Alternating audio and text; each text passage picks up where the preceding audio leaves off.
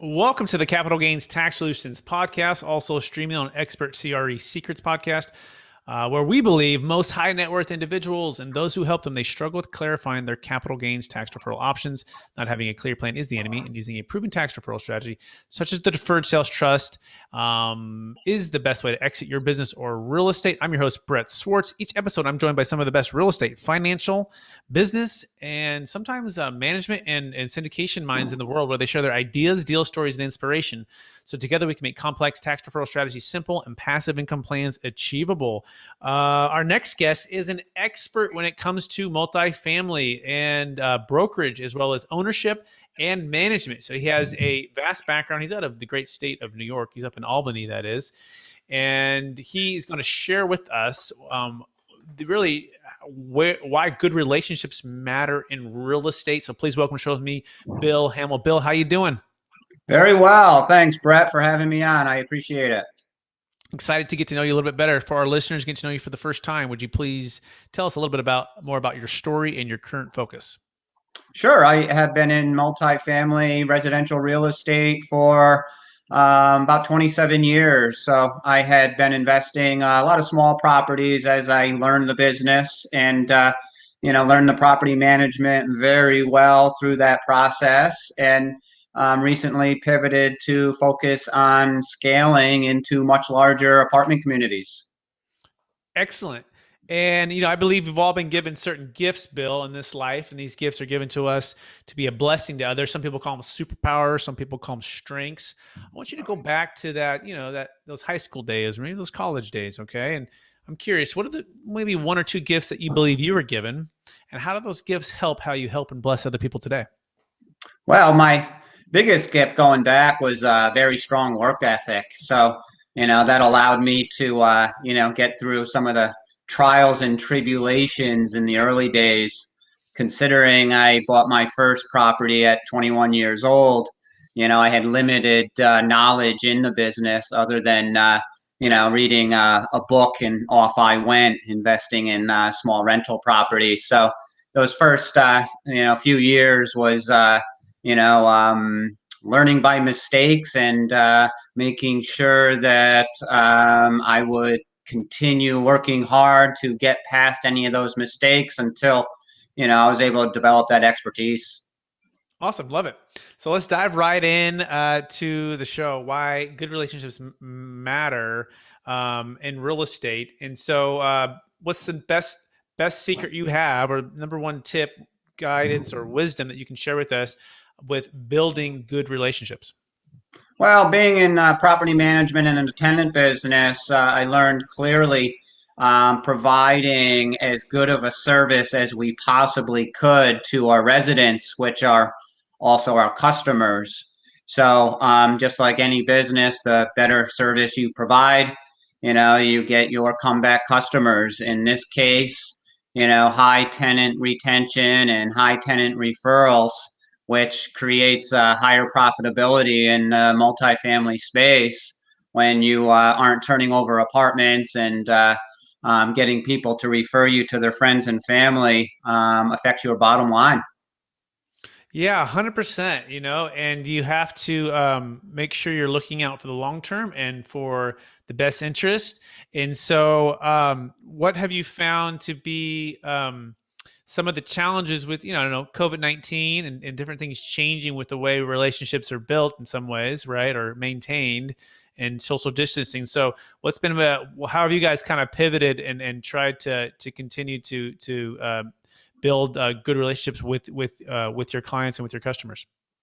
Well, COVID was interesting. We originally, had major concerns of COVID with, tenants having difficulty paying rent. So, that was, the initial challenge, which we handled proactively, just reaching out to tenants and letting them know we understand the challenge that is in front of all of us. And we'll do what we can to work with everybody based on, their each individual challenge. So, that tied in with, the relationship that we created with our tenants initially, starting at lease signing, when we're trying to provide as good of a service as possible, and also respecting their most personal space, which is where they live. So once all of this happened, that type of attention, it was probably expected from our tenants and appreciated. And fortunately, which we found out, the rent collection didn't turn into as big of a challenge as we thought it might. So, we just had to work with a small handful of people, and ultimately, real estate got hotter, during COVID, which at this point, I think in 27 years, I've never seen real estate as hot as it is. Yeah, likewise, we're seeing the same thing here in California. It's and I think most major metros. It's sky high and low inventory and record prices and multiple offers, which leads into the next question. You're going to be focusing on purchasing multifamily properties and syndicating deals. So tell us a little bit about that vision. By the way, we're speaking with Bill Hamel here with hamelrealestate.com. That's hamelrealestate.com. So tell us a little bit about that, Bill. Well, yeah, we had normally been doing joint ventures along the way, which on smaller properties, that's very routine, especially when you've made, in my case, probably over 80 purchases over the years, from small to medium, and I guess you could say some larger properties. So joint ventures had become easy for us, and we've recently purchasing a 39 unit in about a week, which we're handling the same way we have. And I continue to do the joint venture. That's what we've gotten good at. But as we scale into much larger multifamily, we're certainly going to be investigating and utilizing syndication, where we get some passive investors involved, so we're able to make much larger deals possible. Beautiful. Yeah, I love that. I love multifamily, mobile home parks, senior housing, assisted living syndications, and I personally invest and raise funds and buy deals with partners and clients. So I love that you're getting into that. Are you going to be focusing in the Albany, New York metro, or where are you going to be buying at? Well, I'm going to continue to, invest in this Albany, Saratoga, New York area. I've lived here my entire life. So, I'm very well known in the area, and, I know the markets that I'm willing to invest in. So that familiarity, is super valuable. But we're also looking in the Tampa Bay area of Florida, particularly Pinellas County, where we did make a investment in the summer, utilizing a 1031 exchange on some properties that we had sold in our market, looking to get into multifamily, even here or Pinellas County. So I'm anxious to continue a portfolio in that area. Excellent. Yeah, I recently visited Tampa. Cool city, cool place. Before everything hit the fan with COVID, but yeah, really neat. And I have a one of the Deferred Sales Trust that we did. We invested in a deal in Tampa as well, which is pretty sweet. Okay, cool. So let's pivot a little bit here, and let's focus on some.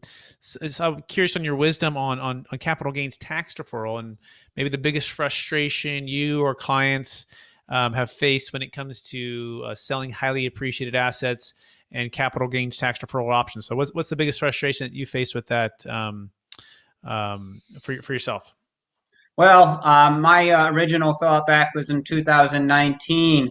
Managing at the time was probably about 45 properties, consisting of over 200 apartments. And, I had that fantasy over the years and looked at it much more seriously of, how can I sell these smaller properties and exchange them into, one large 150 apartment complex. So I chose to, sell a lot of our smaller stuff and, had that challenge of, okay, let's find that large property. So that was a huge challenge in a very competitive market. So, we had very good luck selling of a lot of our properties because the market was so hot. But then finding the large property was that big challenge in this environment. So, I was left, looking in the Albany, Saratoga market, looking in North Carolina, South Carolina, Florida. So, if anyone's not familiar with the 1031 exchange, you have that 45-day identification period, which goes by very quickly. So when we had sold large chunks of small properties within a certain time frame, it was an added challenge, in relation to just selling one and exchanging into another. We're left taking, in our case, 6 or 7 or 8 properties that we had sold, within a couple weeks from each other, where we had to thread that needle, so to speak, and work with those time constraints and identify that next larger purchase. So that had been our largest challenge, is dealing with that time constraint, specifically in such a hot market. Yeah, we call that the shotgun wedding, right? Where you're going to get engaged in 45 days there, Bill, and you're getting married in 180.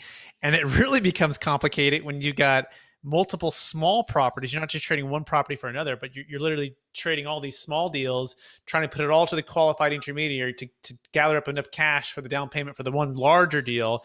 And we call it the Blockbuster way of doing things. And you might not know this, Bill, but here at Capital Gains Tax Solutions, we have an amazing solution called the Deferred Sales Trust, which solves that. And what you can do now is sell each individual property, move it into one trust, and you can sell these properties slowly.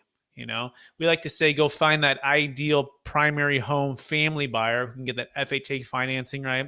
Who can maximize and get 30-year fixed loans and pay a price versus selling them in bulk to investors, which typically want lower, a lower price, right? And then as you gather all this cash, now the next cool thing is you can wait on the sidelines and you can purchase the real estate when you find the deal. And you might find the deal tomorrow, day 46, day 181, or maybe even 5 years from now. In fact, we just did a deal. We sold a deal in Georgia. It was a 126 unit. We saved a failed 1031 exchange. He paid off all of his debt, parked the funds in the trust, and he's still waiting. He's still waiting. I mean, he put some of it into some passive deals, which is pretty cool. Actually, that one in Tampa, he put some of it there, one passive deal in Texas.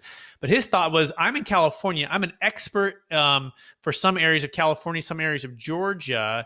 But if I can't find a deal, if I can just wait on the sidelines and buy at a different time, all tax deferred, that changes everything. And so that's what the Deferred Sales Trust can do. By the way, you can learn more about that at capitalgainstaxsolutions.com, capitalgainstaxsolutions.com.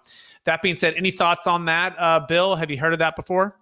I have not heard of that before. I feel naive stating that, but I appreciate that insight, because boy, that does or can really solve that time constraint issue.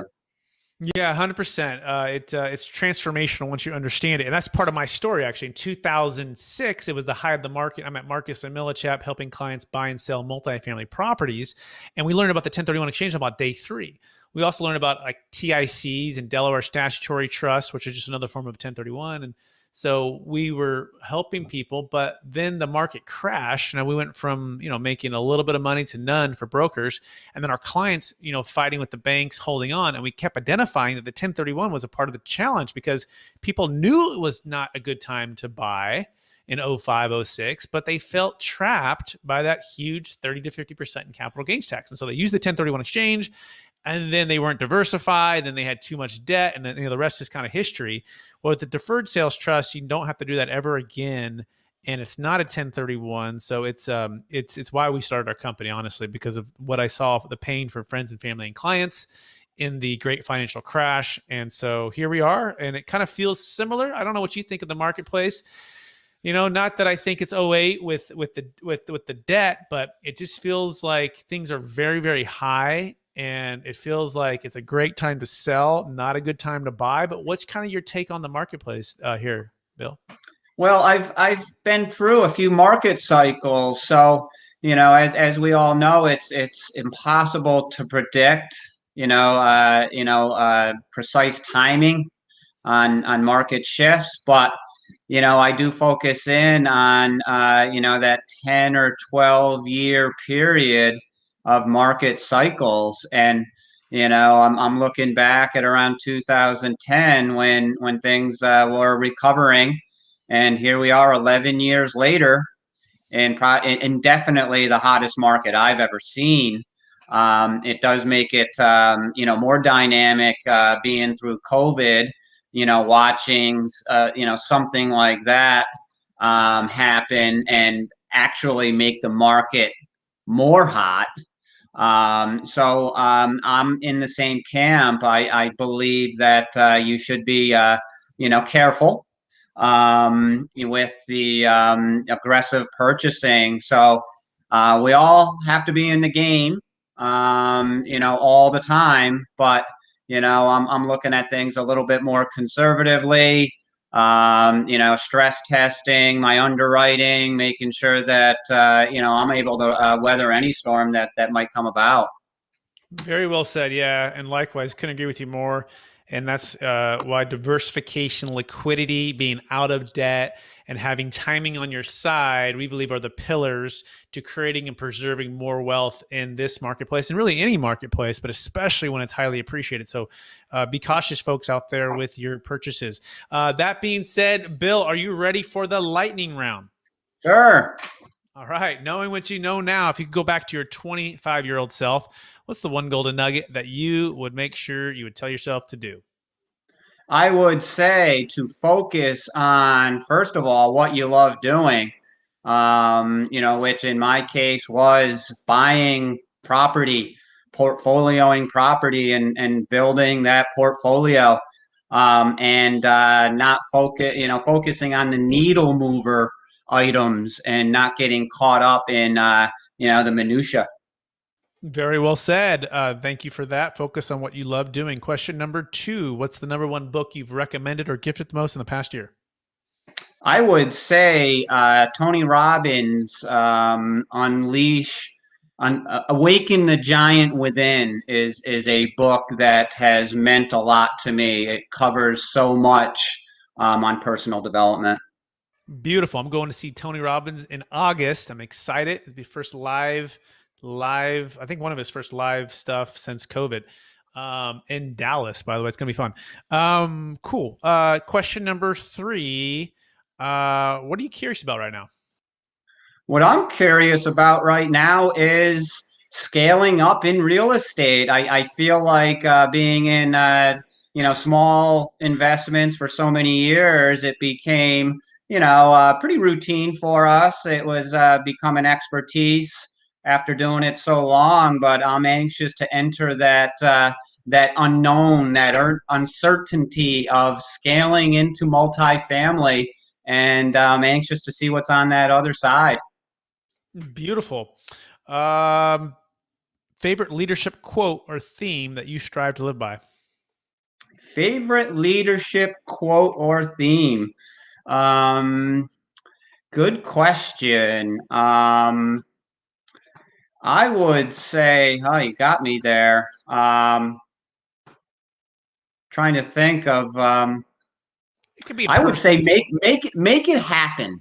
Make it happen. I recently joined a real estate community called Jake and Gino, which specializes in multifamily investments.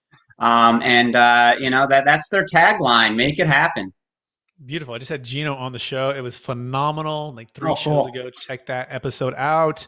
Awesome. Last question is this: after all your success, Bill, over your track record of decades in the business of real estate property management, now launching the multifamily focus a little bit more here. How do you stay centered in your values, and how do you stay encouraged to charge forward to reach new goals? Well, like many others in the personal development world, I had learned over the past 10, 12 years to have a good morning routine. Being grateful for everything that you have, and focusing on your critical path items for the day. Ultimately, focusing on what makes a difference each and every day, and reset for the next. Beautiful, Bill. I want to thank you for being on the show, sharing a bit about your story, and giving us some good wisdom here today. For our listeners who want to get in touch with you, will you remind them one last time what's the best place for them to find you? You can find me at bill@hamelrealestate.com, or feel free to give me a call at any time, 518-857-9251. Beautiful, Bill Hamel. Thanks for being on the show. And I also want to thank our listeners for listening to another episode of the Capital Gains Tax Solutions podcast. As always, we believe most high net worth individuals and those who help them, they struggle with clarifying their capital gains tax deferral options.